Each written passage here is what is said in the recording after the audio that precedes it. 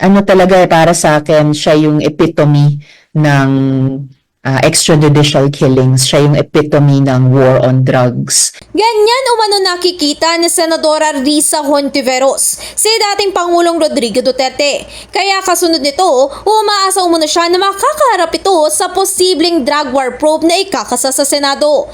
Anya sa pamamagitan kasi ng pagharap nito, Tingin ko if we can get more of the perspectives of Duterte himself, whether as a resource person or through submissions of or procurement of documentations, malaking bagay na yon. Lalo na't inaabangan pa rin natin yung proseso ng International Criminal Court. samantala, anya maaari namang di magsalita sa ibang forum sina Senador Ronald Bato de la Rosa at Senador Christopher Bongo kung naisin naman ito upang sagutin ang mga katanungang nakapukol sa kanila. Maaalala, ayon kay Senate President Cheese Escudero, maaaring ang Senate Blue Ribbon Committee o Committee on Justice ang tumutok sa pagdinig na ito upang maiwasan ang anumang alegasyon.